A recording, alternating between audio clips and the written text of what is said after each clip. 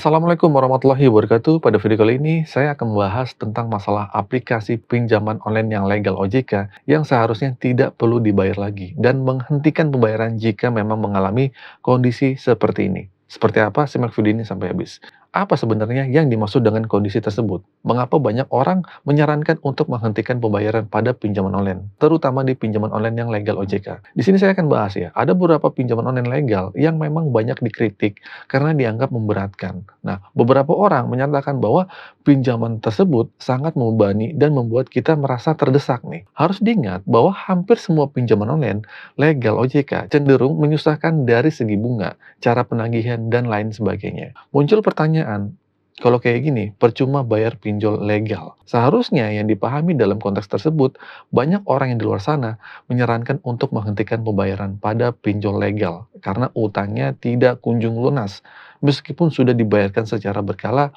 atau dicicil. Nah, ini seolah-olah utang tersebut terus bertambah dan bunga terus mengalir dengan semakin deras.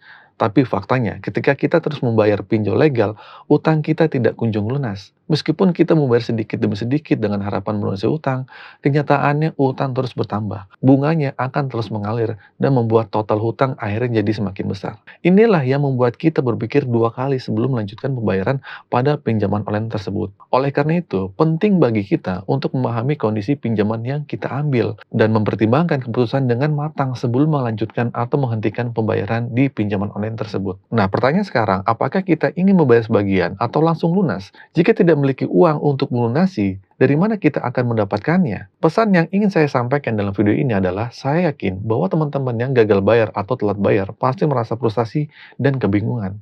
Mereka benar-benar mencari solusi untuk keluar dari jeratan hutang pinjaman online. Nah, sejauh ini tidak ada solusi instan yang dapat membuat hutang lunas seketika dalam waktu singkat. Prosesnya mungkin memakan waktu dan butuh kesabaran serta pemahaman terhadap langkah-langkah yang harus diambil nih. Meskipun di beberapa kasus dapat terbayar dalam waktu lama, yaitu dengan perjuangan mental dan kesiapan yang diperlukan. Bagi yang baru mengalami gagal bayar alias pemula galbay, situasi ini tentu sangat mencemaskan dan membuat gelisah.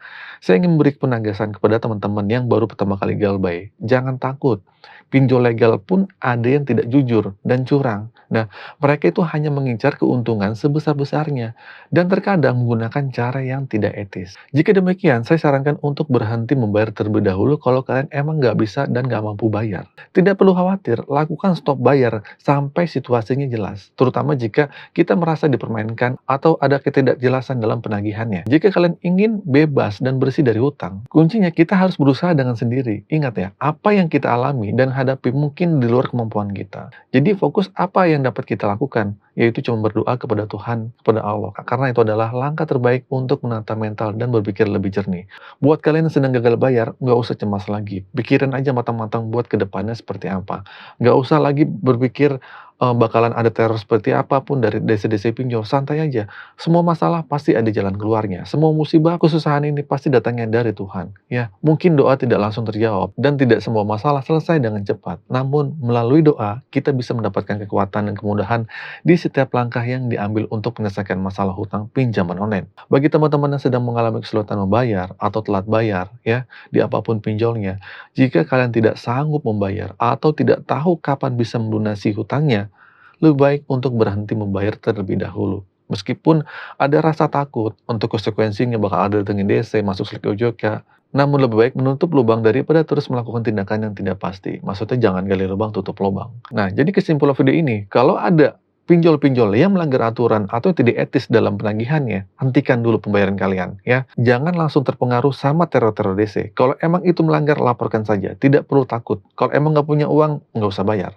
Oke, gitu saja teman-teman video ini, singkat saja. Semoga video ini bermanfaat. Akhir kata dari saya, Assalamualaikum warahmatullahi wabarakatuh.